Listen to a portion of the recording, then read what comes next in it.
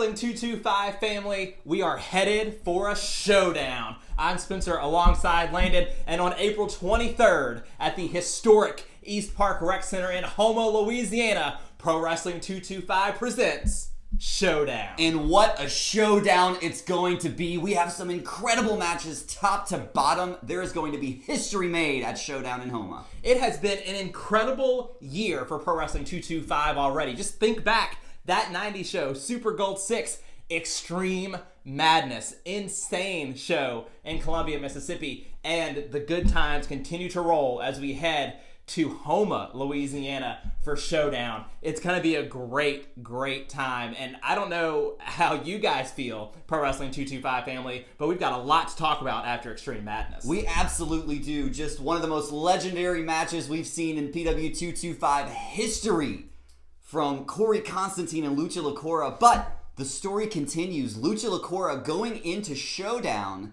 in a match that I have been waiting to see. The rematch, Lucha Lacour versus Christian Blake 3. That is what Showdown is all about. Before we get there, let's recap picks. As we've gone along here throughout the year 2022 in Pro Wrestling 225, we've recorded our picks every week before the show. And as things stand right now, Alexis Windsor, who unfortunately is not here today, but did send us her picks for Showdown. Thank you, Alexis. Appreciate that. Absolutely. Definitely miss you. Can't wait to have you back next to us. But Alexis, after going 2-1 at Extreme Madness, is now 5-2 on the year. Good job. Yeah. I mean, it's tough to get these picks right, and we've talked about how Alexis is kind of like that. She's got that backstage knowledge that nobody else has. So it makes sense that she's got some insight there. Agreed. Landon, you, sir, after going 2-1 as well at Extreme Madness, you sit at 8-4 for the year. What can I say? I've seen way too much pro wrestling in my lifetime. I, on the other hand, went 1-2 at Extreme Madness, and I sit 5-7 for the year, the only losing record. Your heart was in the right place, even if your head wasn't. It's just difficult. You know, it speaks to the talent in Pro Wrestling 225 that so many of these matches could go either way. They absolutely could. You know, and for example, Extreme Madness, 3-way triple threat ladder match for the SEC Championship. Who won that match, Landon? Wes Warren. He wasn't in the match. Nope, sure wasn't. Right? Okay, yeah, just wanted to be clear. So we all took a loss. Thanks, Michael White. On that. But what a story. Nonetheless, Wes Warren, a vicious roll through Pro Wrestling 225. Look, Wes Warren has been on the rise in PW 225 for a long time, and it really makes sense to an extent. But the fact that it was a triple threat match booked without him in it, and he ends up as the winner, just something isn't right there. And maybe we'll get some answers from Michael White at Showdown, because at Showdown, we're going to have a Michael White appreciation party. What do you appreciate about Michael White, Landon? That's a great question. And we'll be here all day for me looking for an answer.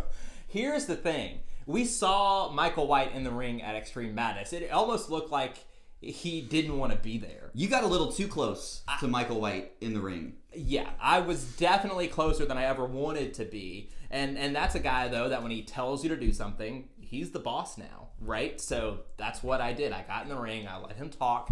But we're going to get more of that at Showdown, a Michael White appreciation party. And I know you guys in the Pro Wrestling 225 audience, you guys will not have much to appreciate, I am sure.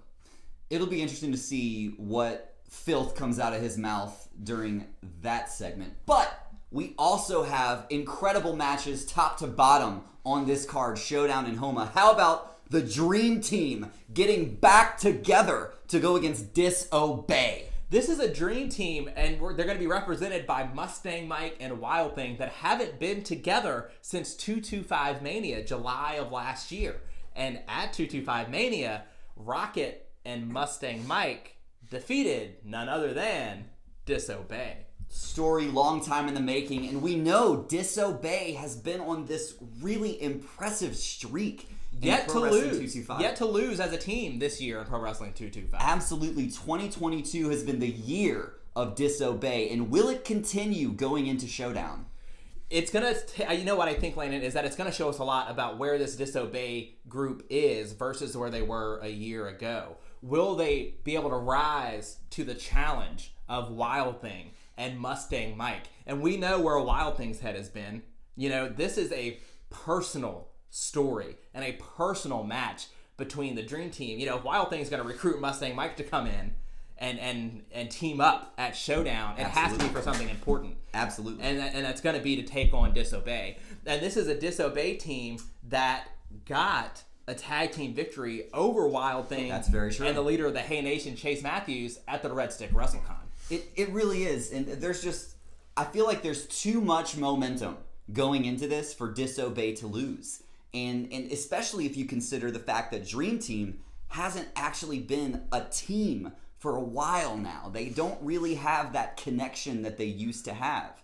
But maybe I'll be surprised going into Showdown. But for my vote, I'm saying Disobey. This is a really tough one to call because it's almost like two teams that are going in completely opposite directions. Oh, 100%. Disobey on the rise. Wild Thing trying to find his place again as the heart of Pro Wrestling 225. You know, obviously coming off of Super Gold 6 where he lost the Survivor match. He goes into Extreme Madness trying to regain the SEC Championship, only for Michael White to put in Wes Warren at the end. So where is Wild Thing at now? We know he's not 100%. That shoulder is still hurt, and a ladder match didn't do him any favors. Right. But this Disobey team, undefeated as a team here in 2022, I think they do it. I think they show the growth that they've had over the last year. And as destructive as this Disobey team has been, they have a bigger chip on their shoulder than maybe anybody I've seen in Pro Wrestling 225. I agree. And I think that's dangerous when it comes to a reforming Dream Team. And that's saying a Dream Team that's one of the winningest tag teams in the history of Pro Wrestling 225. They absolutely are. Former PW225 tag team champions. And if Disobey gets the job done, it's going to be, without a doubt, their biggest win as a group in Pro Wrestling 225. Alexis Windsor sent us her pick as well. She did not agree with Landon and I. She decided to pick the Dream Team. And look, I would be really, really excited to see what the Dream Team can put together here at Showdown. I mean, we know Mustang Mike always tends to perform at another level when he's in Houma. So this is going to be a really, really interesting matchup. Oh, couldn't agree more. When you got Mustang Mike, Wild Thing, two of the winningest guys individually and as a team in Pro Wrestling 225 versus the hot rising Disobey, it's going to be a showdown for sure. But not the only contest we have on the card in Houma, Louisiana. We have Cody King versus glamorous Amaris Blair. I cannot wait to see Cody King and Amaris Blair finally tie it up in the ring at Showdown. 1-on-1 for the first time in Pro Wrestling 225 and jockeying for position in the women's division. Will the winner of this match earn themselves a shot at Dream Girl Ellie's women's championship? At the very least, they'll be on the road there. The momentum will be built. Absolutely. And just two absolutely fantastic competitors. And these two know so much about each other. We've seen them partner up in the past in tag team action. And so, but going into Super Gold, when glamorous Amaris Blair became the first woman to enter Super Gold, we also saw Cody King in that match. And I thought, well, certainly they're going to work together. But that is not what we saw. Not at all. I had the same thought. You think two history-making women getting into the Super Gold Rumble surely will help each other out and try to go as far as they can. Not the case. Cody King fed Amaris Blair to the deranged Lucha Lacour, who we know did eventually go on to win that match. That's absolutely right. So, a score to settle between Blair and King, make no doubt about it. Well, and can you imagine what would have happened if Cody King did not do that to Amaris Blair? Could Amaris Blair actually have won Super Gold if it wasn't for Cody King? Well, and there's a reason we didn't see her at Extreme Madness, right? Like, that was a damaging night for glamorous Amorous Blair, all thanks to Cody King. So now they finally meet one-on-one in a showdown in Houma, Louisiana. Who comes out on top? You know, I've been really, really impressed with Amorous Blair ever since she debuted in PW225, but I think Cody King has really gotten under her skin, and she's starting to play these mind games, and I think Cody King is going to find a way to come out on top at SHOWDOwn. A personal feud has begun, make no mistake about it, and Alexis Windsor agrees with you. Alexis Windsor says Cody King as well will come out on top versus Amorous Blair. I feel a little bit differently. Glamorous Amorous Blair is a competitor who competed in the Mayor's Cup last year. Sort of a rookie on the scene here in Pro Wrestling 225, but one that has shown tons and tons of heart. And sometimes that can't be measured, and that's what you need in a personal rivalry like this. So give me Amorous Blair over Cody King in Houma. Incredibly talented athletes. I can't wait for this match. I almost wanted to cling to your picks and pick the same just because it's been going so horribly wrong for me. But I'm hopeful that this is the show. This is the one. Around. This is the show. We have an interesting sort of situation at SHOWDOwn that we don't see very often in Pro Wrestling 225. But our tag team champions are in action, but not together. And that just speaks to the incredible tag team that we have as our PW225 tag team champions. They're excellent singles competitors on top of their tag team success. The Overboys in singles action in Houma, Louisiana. The first that we'll talk about is the Asian Cajun Jordan Ja with a mountain to climb, one-on-one against the Mad Dog, Gil Gracie. Gil Gracie, who had 673 days as PW225 heavyweight champion, is on a little bit of a reclimb to the top. He hasn't necessarily seen the success that we've seen from the Mad Dog in the past. Right. When he returned at Super Gold 5, he kind of went back on a tear, right? Win after win. But then got embroiled in this really intense story with Mustang Mike, right? Two Louisiana legends. And Mustang Mike came out on top. And so where does Gil Gracie find himself now in Houma, Louisiana at SHOWDOwn? The answer to that is across the ring from one of the best athletes in Pro Wrestling 225 in the Asian Cajun Jordan Ja. And this is a Jordan Ja, by the way, who not only is one half of the tag team champions, but came out as a winner in a triple threat match at the Red Stick WrestleCon against now SEC champion Wes Warren and the deranged Lucha Lacour. I mean, that triple threat match was a dream match to see. And the fact that Jordan Ja found a way to win in that environment tells me he has every opportunity to beat Gil Gracie. Gil Gracie being a guy that Jordan Ja grew up watching perform. This guy knows Gil Gracie like the back of his hand. Is that going to be enough? What happens in Houma, Louisiana when the underdog faces the Mad Dog? It's just one of those matches that it brings that sort of unpredictability factor. Jordan Ja has been on a really, really great hot streak in Pro Wrestling 225 as of late. But is that enough to overcome Gil Gracie at SHOWDOwn? I really don't think so. Yeah, I am inclined to agree. You know, Corey Constantine and Gil Gracie are arguably the two greatest heavyweight champions in the history of Pro Wrestling 225. That's for a reason. They're the only two-time heavyweight champions in the company's history. The legacy speaks for itself. Gil Gracie,